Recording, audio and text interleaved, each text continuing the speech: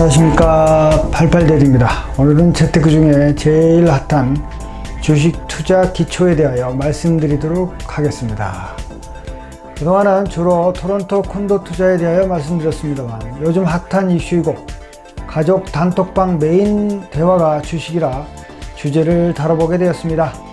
저는 주식에 대해서는 지식이 별로 없습니다만, 노후에 먹고 살 궁리를 하다 보니 부동산과 같이 해야 하는 중요한 재테크 수단이라는 걸 새삼 알게 되어 캐나다 이민 오기 전 거래를 했던 주식 관련 지식을 소환하여 공부를 시작하고 있습니다.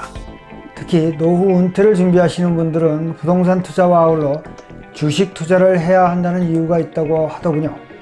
핵심 이유는 앞으로 인간의 기대 수명이 계속 증가하고 생각보다 오래 산다고 하고, 그러면 노후 생활에 필요한 돈을 누군가는 계속 벌어줘야 한다는 것인데, 노후 자금이 금리가 낮은 예금에 있다면 인플레이션으로 돈이 줄어든다는 것이죠.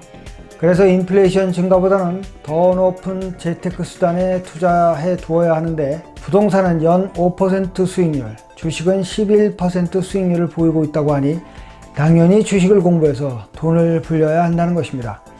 요즘 젊은 세대들 사이엔 주식 투자 광풍이 불고 있습니다.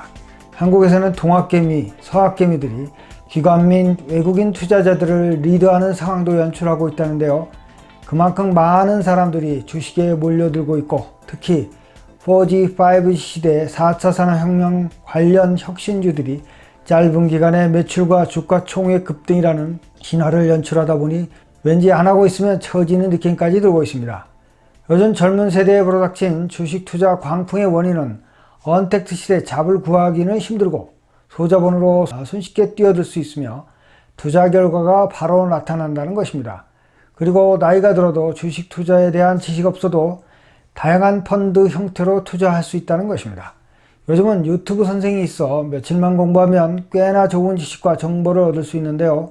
이를 잘 활용하면서 노후 투자의 핵심인 장기적 관점에 투자를 하고 대박 심리를 버리고 지속적인 공부를 통해서 수익 창출 기법을 터득하며 수익성, 안전성, 황금성 원칙을 지키면서 캐나다의 경우에는 텍스 프리 세이빙 어카운트 그리고 RRSP를 잘 활용하면 안전하면서 괜찮은 수익성 확보를 할 것이라는 것입니다.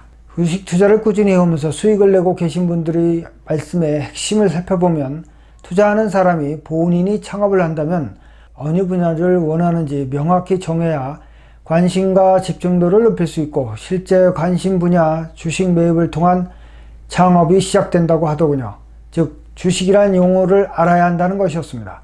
주식이란 기업의 자본금 중 일부를 표기한 유가증권으로 해당 주식을 가지고 있는 사람들, 즉 주주에게 배당을 포함한 기업에서 이루어지는 일들에 대해 권리를 갖게 되는 증권이라고 합니다. 따라서 주식을 산다는 것은 그 기업의 일부를 소유한다는 것이라고 보면 된다는 것입니다.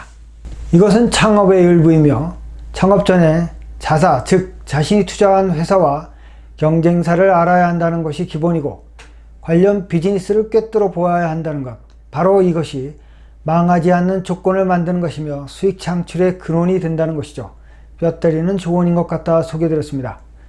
캐나다에서 주식 투자를 하려면 뱅크에 가서 투자 어카운트를 개설해야 합니다만, 요즘은 온라인으로도 가능하고 특히 TFSA를 활용하여 많이들 주식 거래를 하고 있다고 합니다. 요즘 사람들이 가장 선호하는 온라인 주식 거래 사이트는 뱅크 어카운트에 비해 수수료도 저렴하고 계좌 유지비도 적은 퀘스트 트레이드라고 합니다. 1000불 이상 계좌 유지하면 계좌 유지비가 별도 없고, 주식 거래 수수료는 살 때는 4.5불, 팔 때는 5불이고 ETF의 경우에는 수수료가 발생하지 않는다고 하네요.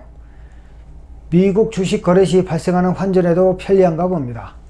많은 유튜브 선생님들은 보통 주식 계좌로 주식을 사고 팔아 이익을 남긴 경우 최대 50%가 인컴으로 계산되므로 TFSA를 이용할 것을 당부하고 있습니다. 물론 텍스프리 한도 금액이 있습니다만 매년 늘어나므로 소액 투자자에게는 유리하리라고 생각이 됩니다. 퀘스트 트레이드에 들어가 보시면 TFSA 어카운트를 만들 수 있고 본인의 뱅크 어카운트 이출금도 가능하니 예전에 전화로 증권사에 전화를 걸어서 사고 팔아달라고 아우성 치던 때에 비해서는 무척이나 편리해 보였습니다. 캐나다 주식 투자의 S&P TSX에는 1,500개 이상의 회사의 주식이 거래되고 있다고 하고요.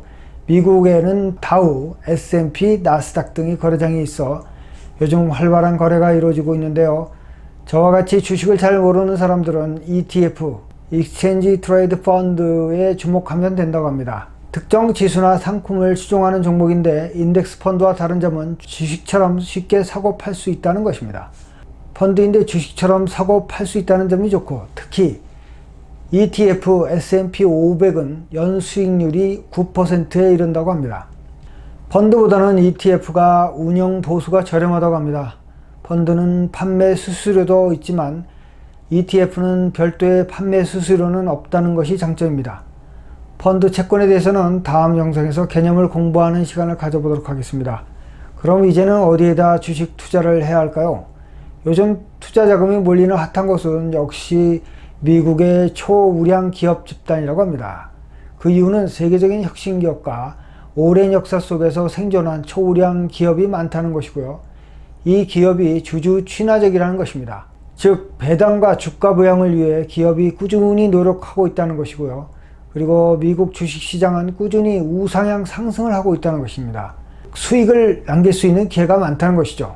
그 외에 이 기업들은 글로벌 기업이며 달러 기축통화로 안전한 자산으로 여겨져 분산 투자에 효과적이라고 합니다.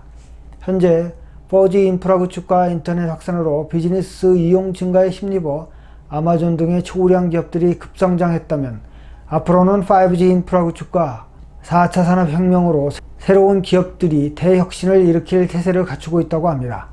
우리도 여기에 주식으로 창업하여 부의 창출을 기대해 봐야 할 시점인 것 같습니다. 두서없이 기초 지식으로 영상을 만들어 보았습니다. 도움이 되는 재테크 영상으로 다시 찾아뵙도록 하겠습니다. 시청 감사합니다. 구독 부탁드리겠습니다. 감사합니다.